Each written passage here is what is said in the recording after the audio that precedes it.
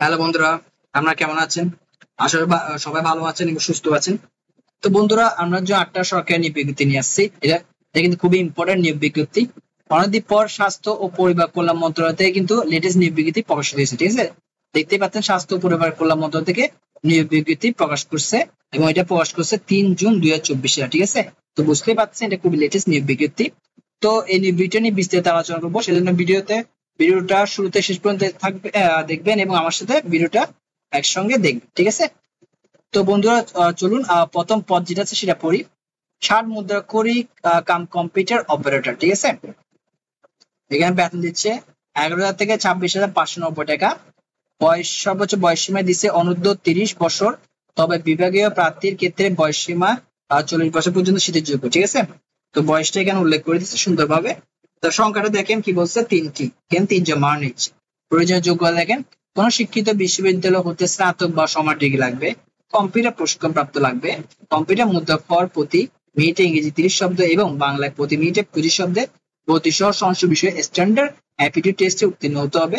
4 নম্বর হচ্ছে 60 লিপি প্রতি মিনিটে ইংরেজিতে 70 শব্দ এবং বাংলায় 45 শব্দ হতে হবে, ঠিক আছে? এটা হচ্ছে যোগ্যতা, কি কোয়ালিফাই লাগবে।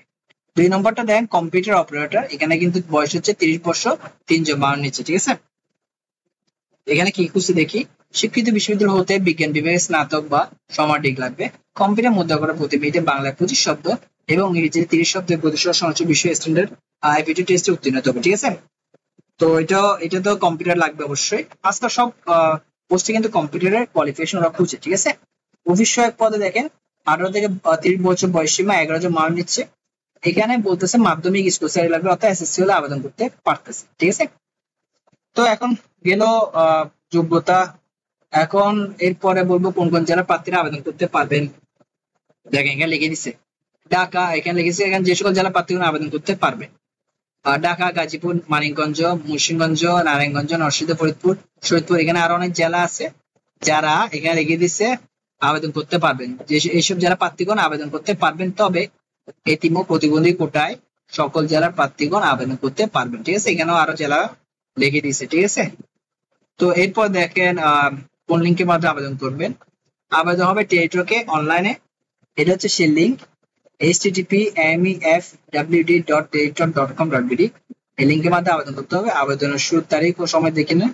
6 জুন হচ্ছে 6 জুন 2024 হচ্ছে আবেদনের শুরুর তারিখ এবং সকাল 10টা বাজে হচ্ছে টাইম।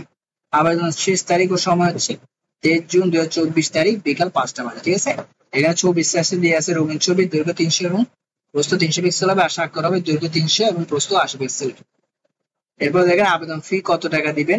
টেলিটককে 1 থেকে লিখেছি, দেখেন 1 থেকে 2 নম্বর পদের জন্য আবেদন ফি নেবে টেলিটক আপনার থেকে 223 টাকা।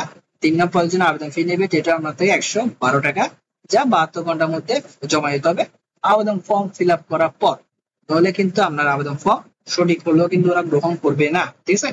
তো প্রথম এসএমএস আর দ্বিতীয় এসএমএস এর মাধ্যমে সুন্দরভাবে লেখা আছে কিভাবে আপনি টেলিটকের মাধ্যমে আপনার আবেদন ফিটা জমা দিবেন, ঠিক আছে? এটা পড়ে নেবেন, এটা খুবই সহজ। তো বন্ধুরা, এটাই ছিল স্বাস্থ্য পরিবার কল্যাণ মন্ত্রণালয় থেকে, অথবা বলতে পারেন স্বাস্থ্য শিক্ষা ও পরিবার কল্যাণ বিভাগ অথবা পরিবার পরিকল্পনা মন্ত্রণালয় থেকে লেটেস্ট বিবৃতি প্রকাশিত হয়েছে, যেটা বিস্তারিত আলোচনা করছি এই ভিডিওতে আমি। আশা করি ভিডিওটা ভালো লাগছে। যদি ভিডিওটা ভালো লাগে আমার চ্যানেলটা সাবস্ক্রাইব করবেন, আর পারলে ভিডিও শেয়ার করবেন, কারণ এটা খুবই ইম্পর্টেন্ট ভিডিও, এই ভিডিও অনেকে চাই। তো পরে ভিডিওতে আমাদের সাথে আবার দেখা হবে। সবাই ভালো থাকবেন, ধন্যবাদ।